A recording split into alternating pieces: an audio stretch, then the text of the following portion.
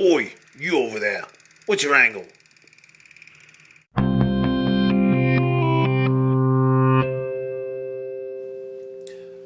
Hey everybody, it's Trent.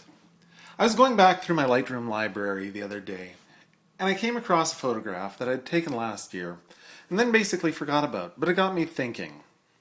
This is the photo right here. Now, when you look at this picture, what do you see? Okay, obviously you see a sunset. But more than that, you see what I saw, or at least what I wanted to show. You see the cropping, the framing, the angle of view. You are seeing my interpretation of the scene. And as you're looking at the picture, you might start to create a story around the image. You know, maybe I was out camping at the lake, and as the sun slowly began to set over the water, I sat down my beer, picked up my camera, and snapped this shot. There's a feeling in this picture of lazy summer nights, of being outdoors, and of the wonder and majesty of nature. What you don't see is a mud puddle in a gravel pit. But that's what it is. Here's another view of the lake, or of the sunset. And the question becomes, which of these photographs is truer, more real, a better depiction of what was actually present? Well, neither. There's been nothing added or removed from either picture. They've both been processed in the same way, and they're both accurate representations of what was present there in front of me that day. Both are shot with the same camera, at the same focal length. The only thing that has changed technically between the two shots is the shutter speed. And what's the difference between the two pictures, other than the shutter speed? Well, it's my point of view. It's my perspective. It's my angle. This is both a literal truth and a figurative one. In one picture, I'm standing up straight, shooting down on the puddle. In the other, I'm lying on the ground, in the mud, getting dirty. More importantly, I had the insight, an idea, that this humble little mud puddle, when shot from the right angle, at the right time of day, could look like a small lake. I didn't look at it and say, ugh, it's a mud puddle. A tiny, insignificant mud puddle. I can't get any good photos of a mud puddle. No, I went looking for something that would reflect the sunset. And I didn't find a lake or an ocean.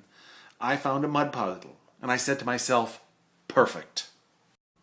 Now here's the thing. How many of us look at our couples, at the average, everyday, ordinary people that we have to photograph and think, ugh, she's overweight.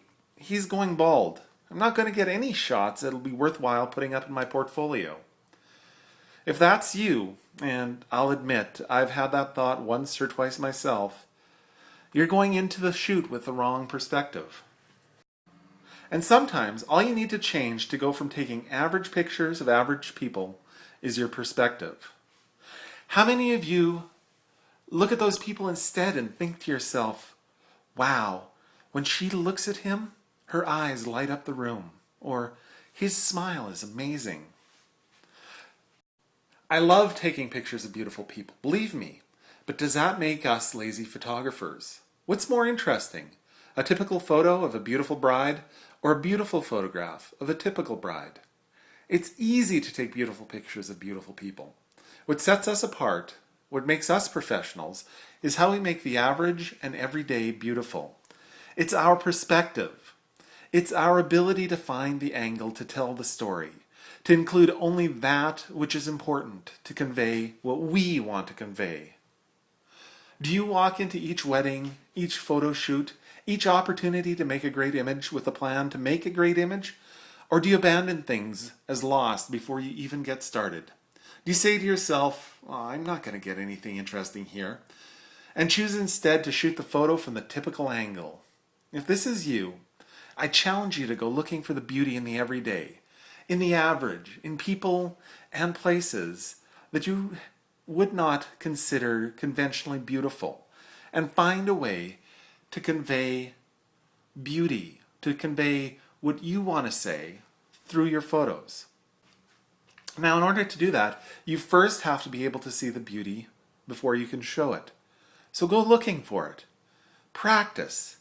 Get down on your hands and knees, metaphorically and sometimes literally, and look, really look what you have before you.